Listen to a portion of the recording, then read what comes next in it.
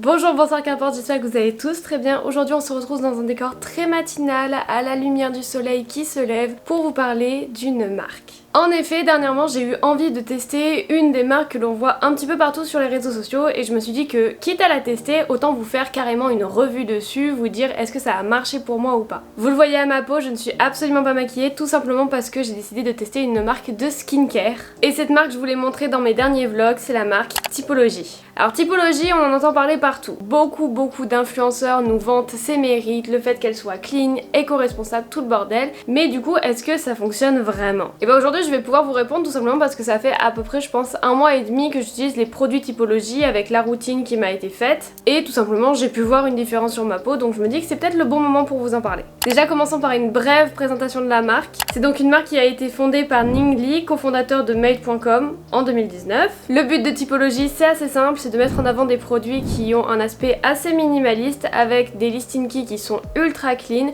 et qui promuent tout simplement la transparence sur leur composition. Là-dessus, Typologie, c'est vraiment pas le même style que Drunk Elephant qui pour le coup a vraiment un style, une identité visuelle qui est très flashy. On est vraiment sur des packaging très simples, très droit au but avec concrètement ce qu'il y a dedans et les effets que ça promet. Ce qui est souvent promu avec la marque Typologie, c'est leurs engagements. À quel point est-ce qu'ils sont éco-responsables, à quel point est-ce que leurs produits sont bien, sont bons, etc. Et effectivement, on remarque une transparence totale sur leurs produits, sur leur composition, la manière dont c'est fabriqué, etc. Ça, ok, on va pas leur enlever. En même temps, c'est assez compliqué étant donné que tout ce qui est dans les produits est littéralement marqué sur l'étiquette. Mais bon. On est également sur des produits qui sont cruelty free et vegan, donc ça pareil, c'est un énorme plus pour les marques de nos jours. En 2024, les marques qui n'ont pas ces deux labels-là, elles ont déjà un petit désavantage par rapport aux autres parce que ça devient de plus en plus important pour la conscience du consommateur. On est également sur des formules qui sont très minimalistes, vous verrez que dans les produits, il n'y a pas tant de choses que ça. En comparaison, on pourrait voir d'autres produits de plus grandes marques de cosmétiques où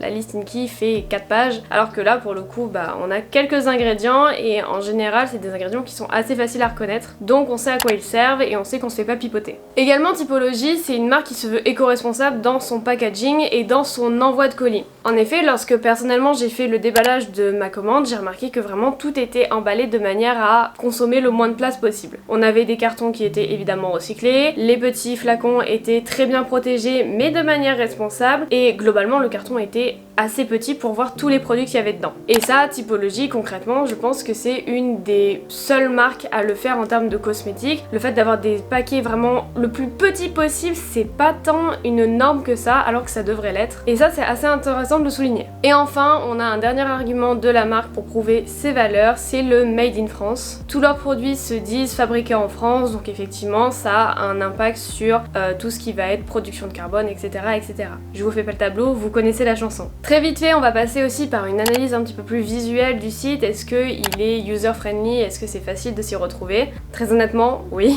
L'esthétique est très sympa et je pense que moi comme ma mère, on a très bien réussi à surfer dessus. On a une palette de couleurs qui est assez simple, assez neutre, on a une navigation qui est très intuitive, qui suit la plupart de celles qu'on a déjà vues sur Sephora ou sur d'autres marques de cosmétiques. Ça reste très simple mais très efficace. Également sur le site, on retrouve des contenus un peu plus informatifs et pédagogiques, donc ça permet aux consommateurs tout simplement de s'informer sur les bienfaits de tel ou tel produit ou tout simplement sur l'identité de la marque. Ça aussi c'est un très bon point, puisque tout le monde n'est pas forcément calé en cosmétique et je vous avoue que même moi j'ai découvert certains trucs en lisant certains articles. Et enfin, on remarquera aussi qu'il n'y a pas de publicité intrusive dans le site en lui-même, c'est vraiment un site qui se veut propre pour l'utilisateur et non pas pour la consommation. Je trouve que ça différencie vachement des sites où il peut y avoir des publicités pop-up ou de ce genre de choses qui en fait tout simplement nous distraient dans notre commande et du coup soit on consomme plus, soit on consomme moins, ça dépend, mais pour le coup le fait que là il n'y ait aucune publicité, il n'y a pas tant de produits que ça par catégorie, c'est quand même assez bien expliqué, etc.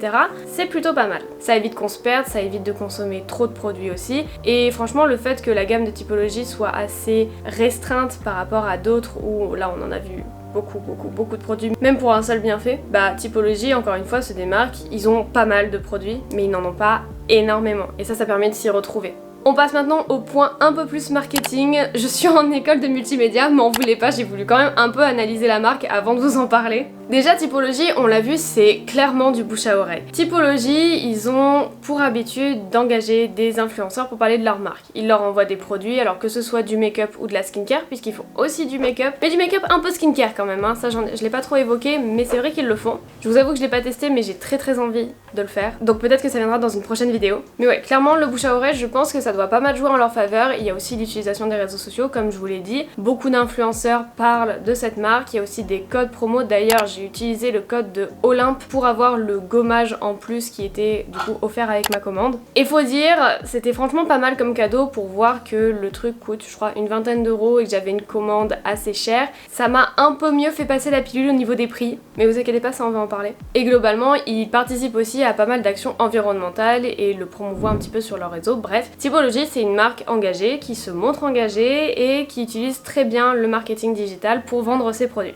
Maintenant, passons à la partie qui vous intéresse, mon avis sur les produits. Pour cette partie-là, je vais en même temps faire ma skincare puisque j'ai décidé de la faire avec vous pendant que je vous en parle. Le bandeau cassé, le retour. Celui-ci, il ne me quitte plus. Hop là. J'ai pas l'air fine quand je me mets comme ça sur internet, mais écoutez, c'est la réalité. Déjà, au niveau de ma peau, pour faire un peu un close-up, j'ai quand même pas mal de cicatrices. J'ai un bouton hormonal ici et j'en ai eu aussi quelques-uns ici. Alors, Typologie, ils font ce qu'on appelle des diagnostics de peau et après ils vous proposent une routine, etc. Pour le coup, moi j'ai pris ma routine pure et dure, j'ai même pas cherché à prendre d'autres produits ou quoi que ce soit. Et il faut dire que c'est une routine qui a fonctionné. Maintenant, je pense que c'était une routine qui était plus basée été et que là, avec les températures qui changent, ma peau a un petit peu plus de mal à suivre avec cette routine-là. Donc peut-être que je ferai une seconde routine et que je verrai un peu les produits qu'il faudrait que je rajoute. Mais globalement, par rapport à il y a un mois et demi, il faut dire que j'ai quand même beaucoup moins de boutons, beaucoup moins de points noirs et surtout beaucoup moins de cicatrices.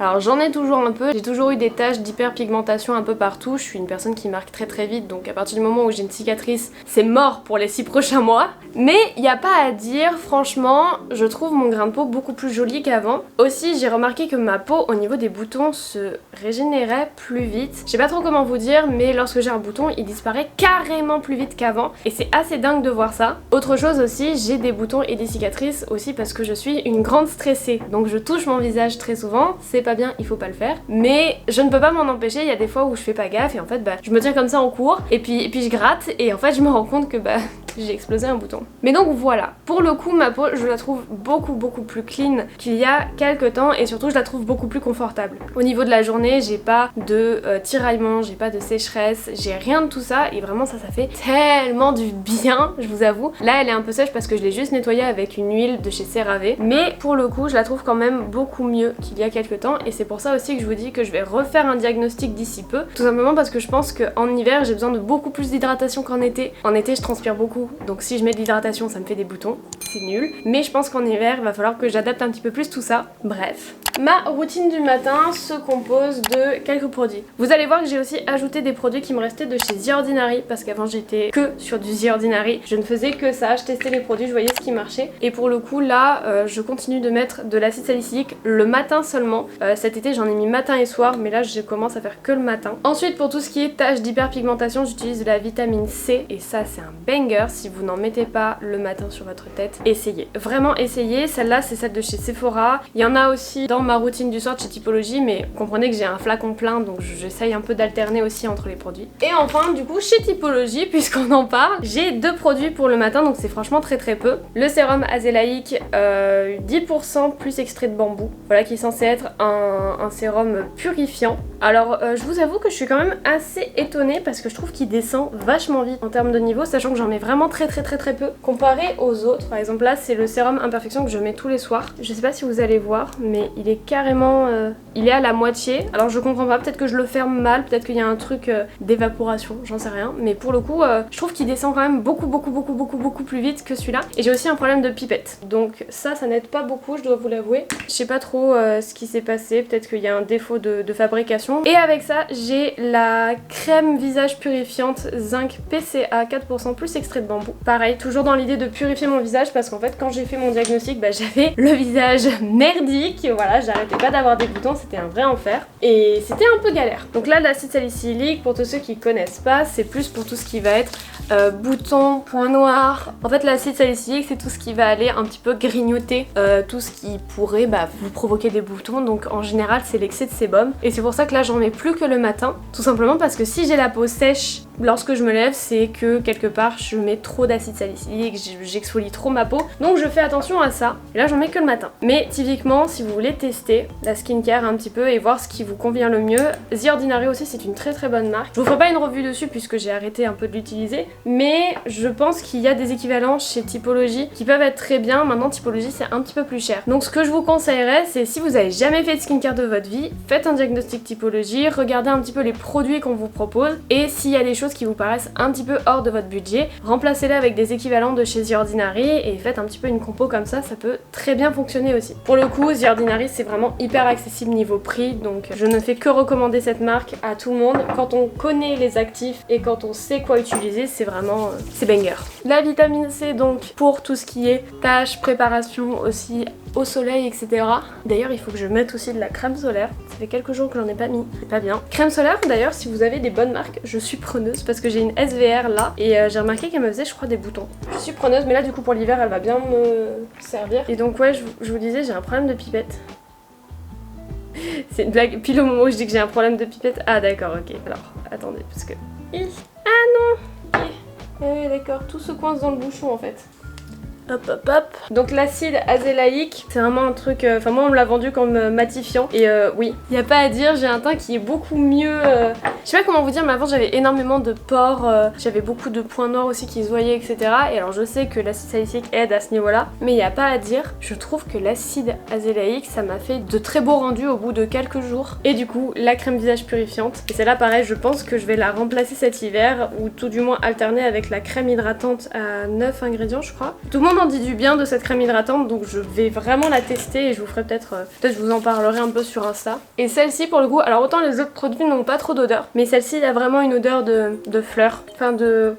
Je sais pas comment vous dire. En fait, je sais pas ce que ça sent, mais ça sent quelque chose. Ça sent un peu l'huile essentielle. Mais c'est pas désagréable. Franchement, les premières fois, j'étais un peu surprise. Parce que c'est le produit qui sent le plus. Mais pour le coup, ça m'a pas gênée. Et après, bon, ça vous l'avez vu dans mon dernier vlog à la fac. Je vous le montrais, mais j'ai un petit baume à lèvres de chez l'Herboriste Provence. Voilà, qui est un truc fait main. Et pour le coup, il est très très sympa. Et voilà, niveau skincare, on est bon. Au niveau de la peau, je sens quand même qu'elle est un peu tirée. Donc, il faut que je lui remette la crème solaire. La crème solaire, j'en mets vraiment pas beaucoup parce que à chaque fois j'ai l'impression d'avoir un gros truc après sur le visage. Je vous avoue que ça me plaît pas trop. L'odeur de la crème solaire alors qu'on commence à avoir des jours de pluie, c'est quand même très drôle.